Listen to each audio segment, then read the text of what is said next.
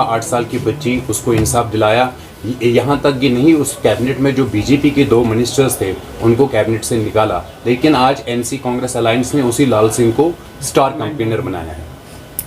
देखिए, जैसा आपने खुद ही कहा, आपको याद होगा कि जब नेशनल कॉन्फ्रेंस के वक्त में शुपियन में एक बहुत बड़ा हादसा हुआ था, और उस हादसे की मतलब कि जो उसमें मुजरिम थे उनको सज़ा देने के बजाय जो लोग उसकी शिकायत जिन लोगों ने की उन्हीं को जेल में डाला गया।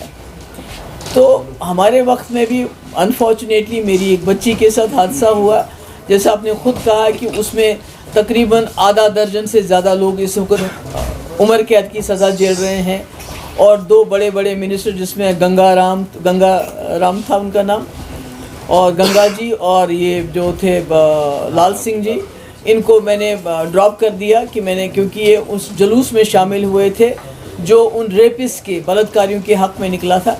तो ये अपनी अपनी पॉलिसी है, पीडीपी की पॉलिसी अलग है, नेशनल कॉन्फ्रेंस और कांग्रेस की पॉलिसी अलग होगी, तो उसमें मैं क्या कह सकती हूँ? इसका जवाब तो उमर साहब दे सकते हैं। सारी पार्टीज का फोकस जो है वो स्टेटहुड पे है, तो आप क्या परसों राहुल जी भी आए थे, उन्होंने जो स्टेटहुड पे जोर दिया।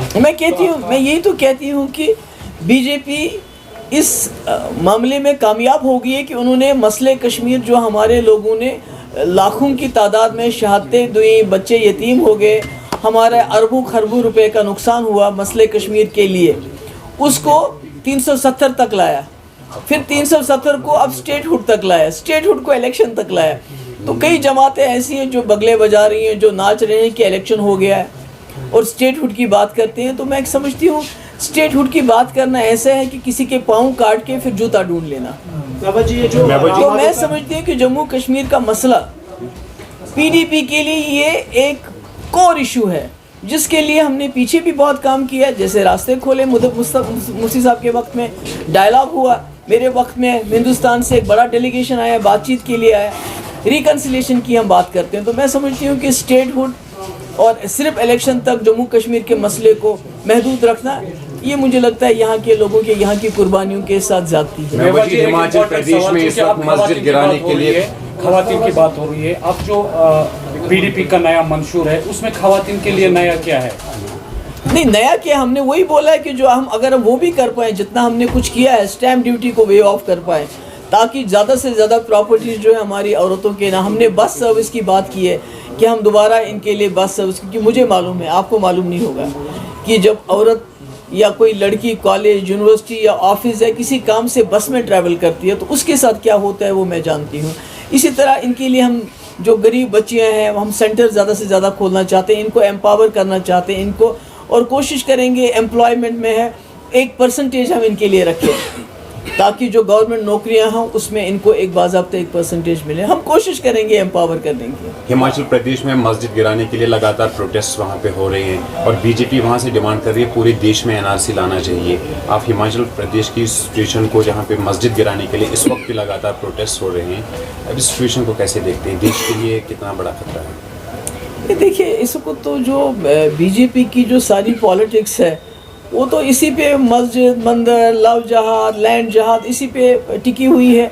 इस इलेक्शन में जो लोगों ने, मुझे खुशी है, लोगों ने, खासकर यूपी के लोगों ने बीजेपी को एक सबक सिखाया, जो उन्होंने बिल्कुल अयोध्या की, जहाँ श्री राम का मंदिर है, वहाँ की सीट बीजेपी हार गई। तो मुझे लगता है अभी भी बीजेपी सबक नहीं सीखी है कि इस मुल्क के लोग, बेशतर लोग जो हैं, दे आर सेक्युलर, वो नहीं चाहते हैं खून खराबा, वो मंदिर मजहब की पॉलिटिक्स नहीं, वो चाहते हैं हमें नौकरियां दो, महंगाई कम करो, हमें जॉब्स चाहिए, हमें तरक्की चाहिए। अभी तरक्की देखिए बीजेपी में ऐसी होती है, एक दिन सड़क बनाते हैं, दूसरे दिन टूट जाती है। शिव जी का स्टैचू बनाया, वो टूट गया। जहाँ जहाँ जो बनाते हैं वो 1 साल के अंदर सब कुछ टूट जाता है। तो इतनी बेईमानी है, तो लोग तो इसके खिलाफ आवाज़ उठाना चाहते हैं, लोग तो इसके खिलाफ बात करना चाहते हैं। मुझे नहीं लगता है आम जो हिंदुस्तानी है उसको ये इंटरेस्ट है कि आप मस्जिद तोड़ो और मंदिर बना। मुझे लगता है ये बीजेपी की ये पॉलिसी दोबारा फेल हो जाएगी। राम माधव की उस स्टेटमेंट को आप कैसे देखती हैं? जी, राम माधव ने हाल ही में जो स्टेटमेंट दिया था, उन्होंने कहा कि नेशनल कॉन्फ्रेंस हो या पीपल्स डेमोक्रेटिक पार्टी हो, ये मिलिटेंट्स को यूज़ करते हैं यहाँ पर वोट गेन की। और सजाद लोन ने कल कहा कि इस तरह के बयान जो हैं वो स्पॉन्सर्ड हैं नेशनल कॉन्फ्रेंस और पीपल्स डेमोक्रेटिक पार्टी को फ़ायदा पहुँचाने के। देखिए, मैं समझती हूँ जो सरेंडर्ड मिलिटेंट्स का कल्चर जो था, जिनको इखवान कहते थे, उसको ख़त्म करने में पीडीपी का कलीदी रोल है। पर इसका कतई मतलब नहीं है कि जो सरेंडर किसी मिलिटेंट ने किया है हम उनको सबको एक ही उसमें तोलें। वो भी यहाँ के रहने वाले हैं, उनको भी इज्जत से जीने का हक है, उनको भी एहतराम मिलना चाहिए। आफ्टर ऑल उन्हें सरेंडर किया या रिलीज़ हो गए, तो क्या वो इंसान नहीं है?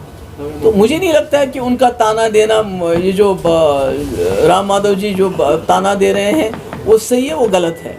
और असली सरेंडर्ड मिलिटेंट किस पार्टी को ज्वाइन कर रहे हैं, किसको उनको ब्लैकमेल करके इस्तेमाल कौन सी जमात करती है, वो राम माधव जी अच्छी तरह से जानते होंगे।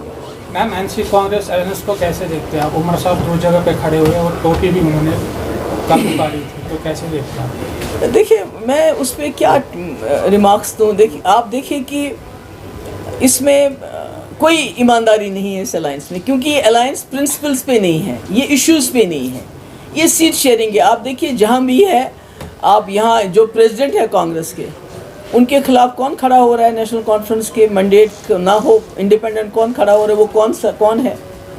त्राल में क्या हो रहा है? आप जगह जगह देखिए, जहाँ भी नेशनल कॉन्फ्रेंस ने कांग्रेस को सीट छोड़ दी है, वहाँ उनके लोग आज़ाद तरीके से फॉर्म भर रहे हैं और इलेक्शन लड़ रहे हैं, और पूरा उनको पार्टी के कैडर का पूरा सपोर्ट मिल रहा है। तो अब इसको अलायंस को मैं क्या कहूँ? उमरुल्लाह सेज कि उसके खिलाफ इंटेलिजेंस एजेंसीज उसके खिलाफ कॉन्स्पिरेसी कर रही है।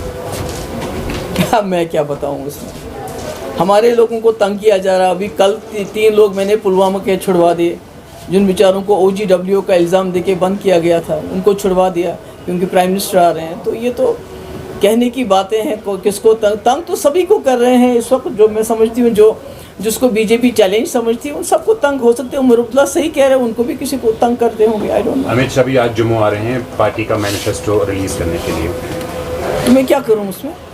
आपको क्या एक्सपेक्टेशंस है, क्या बीजेपी की तरफ से कमेंट, क्योंकि वो विकास डेवलपमेंट की बात करते हैं? नहीं किया ना विकास। अभी तो 5 साल से हम विकास देख रहे हैं ना। जम्मू कश्मीर का क्या विकास? बर्बादी कर दी जम्मू कश्मीर की, तबाह कर दिया जम्मू कश्मीर को। और कितना, यहाँ कश्मीर को छोड़िए, जम्मू को बताइए। जम्मू में देखिए क्या हो गया, कितनी बर्बादी हो गई है, क्या वहाँ लोग किस मुश्किल हालात का जी रहे हैं। हमारी तो कश्मीरियों की बात छोड़िए, हम तो मुसलमान मेजॉरिटी हैं।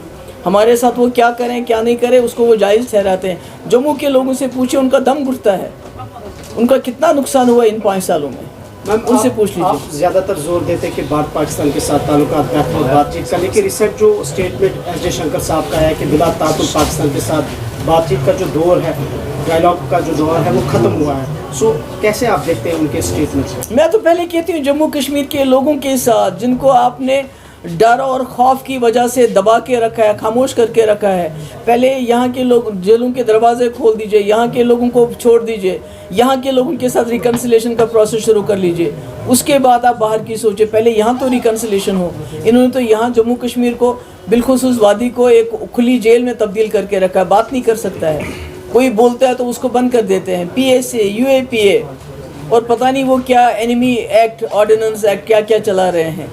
पहले तो यहाँ के लोगों के साथ इंसाफ करें ना, यहाँ के लोगों के साथ डायलॉग करें, रिकन्सिलेशन करें। पाकिस्तान तो दूर की बात है। Thank you so much.